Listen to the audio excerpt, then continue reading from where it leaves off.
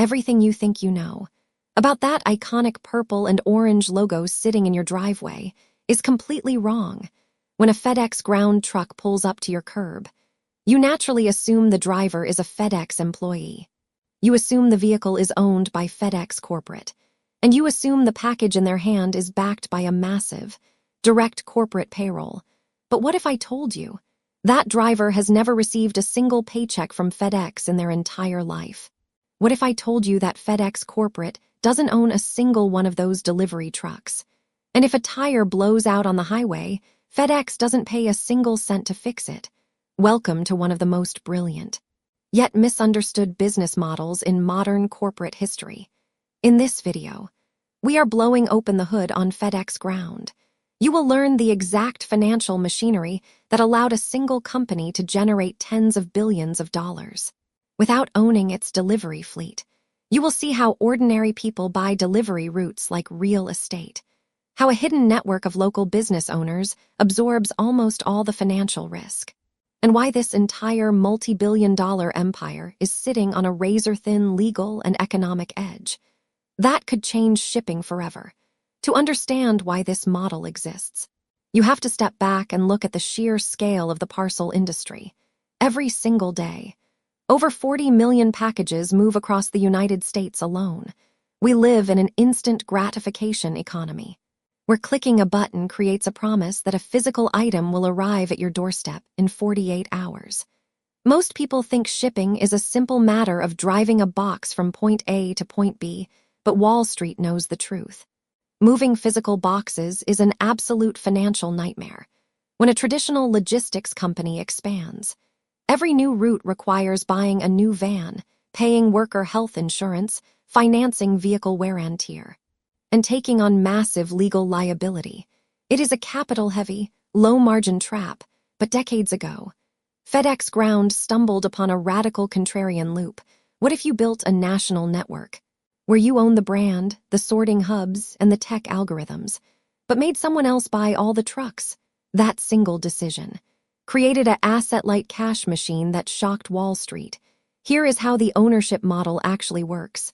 When you see a FedEx Ground step van on the road, that vehicle belongs to an independent company known as a contracted service provider.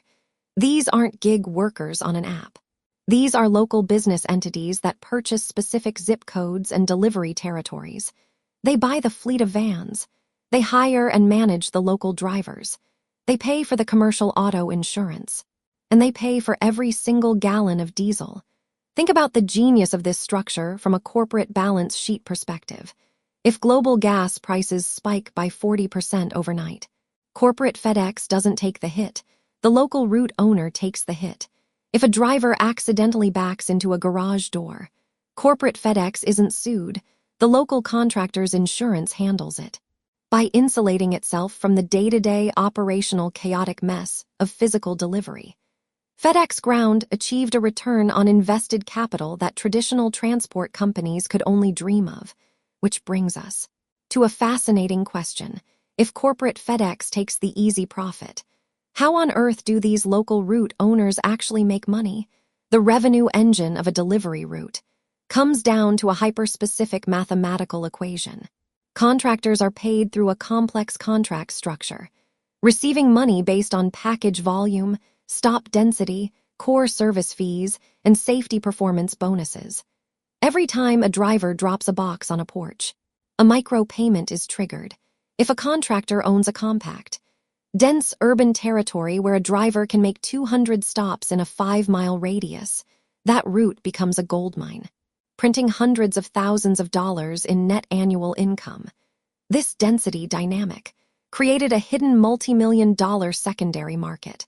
Entrepreneurs buy, optimize, and sell delivery routes just like commercial real estate. A savvy investor buys a struggling, poorly run route, installs GPS route optimization software, negotiates fleet discount deals on tires and fuel, and flips that territory 2 years later for a massive payday. On paper, it looks like the ultimate predictable, recurring revenue business, except there is a massive catch, and that catch brings us to the brutal reality of operating costs.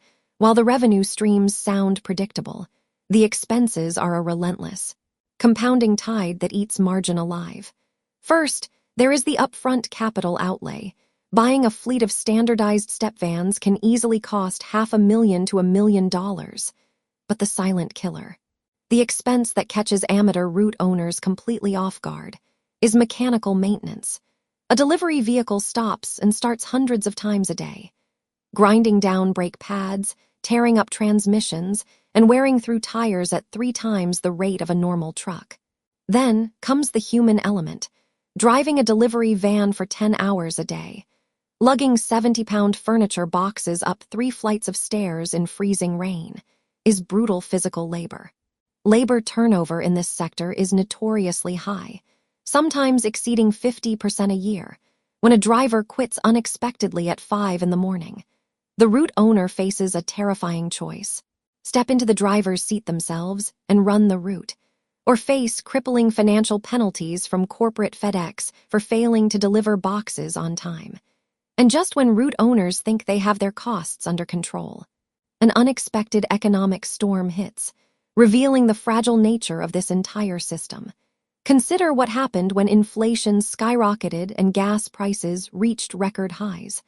Local contractors found themselves trapped in fixed, long-term contracts with corporate FedEx, while their operational expenses exploded by 20 to 30%.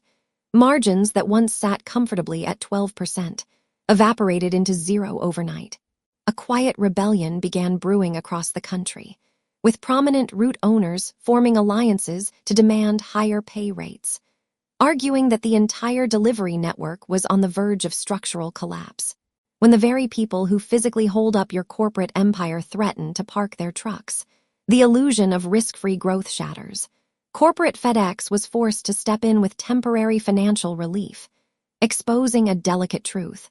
FedEx Ground is entirely dependent on thousands of small business owners staying financially solvent. If the local contractors go under, the entire billion-dollar machine freezes in its tracks. So why does FedEx Ground continue to dominate? Despite these massive internal tensions, why has this model built a multi-billion-dollar giant that competitors struggle to knock down? The answer lies in the concept of network scale and terminal density. Once a logistics network reaches a critical size, its competitive moat becomes almost impossible to cross. Building regional automated sorting hubs, designing complex scanning infrastructure, and organizing thousands of local delivery routes takes decades and billions of dollars in foundational capital. Every additional package that enters the FedEx network increases the density of every single route, which lowers the cost per package, allowing FedEx to offer competitive pricing to massive corporate retailers like Walmart and Target. This network effect creates a self-reinforcing flywheel. High package volume attracts and sustains route contractors, which ensures reliable national coverage, which attracts more corporate shipping contracts. It is a near impenetrable barrier to entry. But even the most formidable financial moats are vulnerable to industry shifts. The first major shockwave to hit this network came from the ultimate corporate power move. For years, Amazon was one of FedEx's largest shipping clients, filling millions of ground trucks with e-commerce packages every single day. But behind closed doors, Amazon was quietly building its own logistics fleet, copying the contractor framework while designing its own automated sorting hubs. Then came the split. Amazon shifted its package volume in-house, overnight removing a massive chunk of volume from the network. Losing that volume forced FedEx Ground into a high-stakes pivot. They had to rapidly replace those lost packages by aggressively courting smaller direct-to-consumer brands and expanding 7-day delivery services. But expanding to 7 days meant demanding even more hours, more trucks, and more driver shifts from local route owners, tightening the operational vice on the very people driving the trucks. Which brings us to the ultimate looming legal battle that could rewrite the rulebook forever. For years, regulatory bodies and labor boards have been scrutinizing the legal distinction between an independent contractor and an employee. Critics argue that because FedEx corporate dictates exact delivery standards, vehicle appearance rules, and performance metrics. These local contractors and their drivers are not truly independent. If courts or state governments ever reclassify these drivers as direct corporate employees, FedEx's low-capital business model would be dismantled overnight, adding billions of dollars in payroll taxes, benefits, and fleet liabilities to its corporate balance sheet. While lawyers battle in courtrooms, an even bigger disruption is silently gathering momentum on the technological horizon: the rise of artificial intelligence, automation, and electric vehicle mandates. Right now, AI algorithms are taking over the logistics backend, dynamically recalculating driver delivery sequences in real time based on live traffic, weather patterns, and package priority. Automated sorting facilities can now process tens of thousands of packages an hour without a single human touching a box. But the real game changer, the seismic shift that will define the next decade, is the transition to autonomous driving and electric fleets.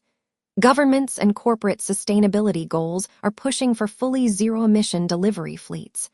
But an electric step van costs nearly double the price of a traditional combustion engine truck, requiring specialized high-voltage charging infrastructure at local staging depots.